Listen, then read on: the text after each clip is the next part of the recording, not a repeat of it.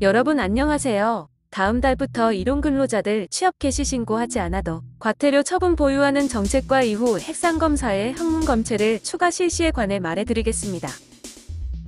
언론에 따르면 2021년 2월 10일 이후부터 정책이 확정되면 일용근로자에 대하여 취업 개시 신고하지 않아도 일시적으로 과태료 처분을 보유한다는 정책으로 간다고 합니다. 2020년 12월 10일부터 실행된 체류기간 연장과 체류자격 변경 시에 2019년도 소득금액증명 서류 제출을 요구하였고, 소득이 있는 H2 비자는 건설 현장과 회사에서 15일 이상을 일을 하여도 취업 개시 신고를 하고 세금 납부 내역서를 제출해야 비자 체류, 연장이 가능하였습니다. 그러나 법무부는 많은 문제점을 발견하고 법률 개정을 위한 논의를 거친 끝에 취업 개시 신고에 대한 정책을 일부 수정할 필요성이 있다고 하였습니다.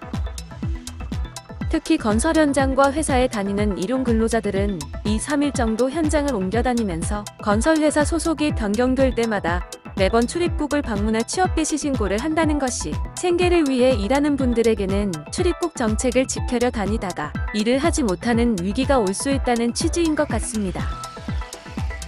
이에 법무부는 현재 취업 개시 신고에 대한 정책을 일부 현실적이고 합리적인 내용으로 개정하기 위하여 이미 착수하였다고 합니다. 정책이 정식으로 국회를 통과해 개정되면 더 이상 취업 개시 신고를 하지 않아도 되는 것입니다. 다만 H2 비자의 경우 정규직으로 입사했을 때 15일 이내에 관할 출입국이거나 노동부에 방문하여 취업 개시 신고를 하여야 합니다. 만약에 기한 내에 신고하지 않으면 과태료가 부과됩니다. 부과표준은 1개월 이상이면 10만원, 3개월 이상이면 30만원, 반년 이상이면 50만원으로 증가한다고 합니다. 이후에는 정책이 정식으로 확정되면 H2 비자분들 취업 개시 신고를 하지 않아 줄줄이 과태료 처분을 받은 악몽은 다시 오지 않을 것으로 보여집니다. 아래에는 중국 전문가들 말하는 핵상검사에서 학문검체 추가 실시에 관해 말해드리겠습니다. 1월 18일 베이징에 신규 무증상 9살 남자 감염자 1명이 추가 보고되었는데 발열 등 증상을 보이다가 후에 확진자로 진단되었다고 합니다. 이에 1월 20일 베이징시 신종 코로나 바이러스 폐렴 예방통제 소식 발표회에서 소개한 데 따르면 해당 확진자가 소재한 학교의 모든 학생, 교직원들에 대해 코, 구강, 항문검체와 혈청검사를 진행했습니다. 핵상검사에서 현재 가장 보편적으로 사용되는 방법은 구강검체를 채취하는 것인데, 그렇다면 항문검체를 추가한 이유는 무엇일까요?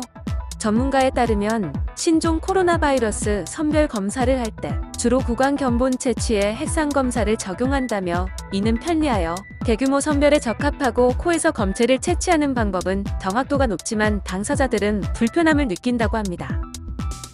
무증상 감염자나 경증 감염자들은 감염 후에 건강회복이 빠르며 3일에서 5일 사이에 구강검사에서는 양성이 발견되지 않는 경우가 있어 감염자들의 분변이나 항문검체 핵산 양성의 지속시간은 호흡기에서의 지속시간보다 더 길기 때문이라고 합니다.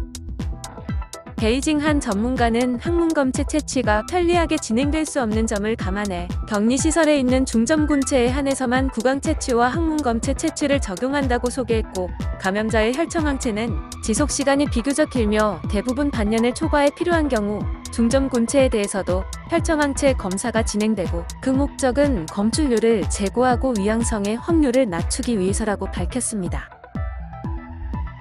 오늘도 시청해주셔서 감사합니다. 더 빨리 유용한 소식들 올리겠습니다. 구독과 좋아요 부탁하면서 좋은 주말 되세요.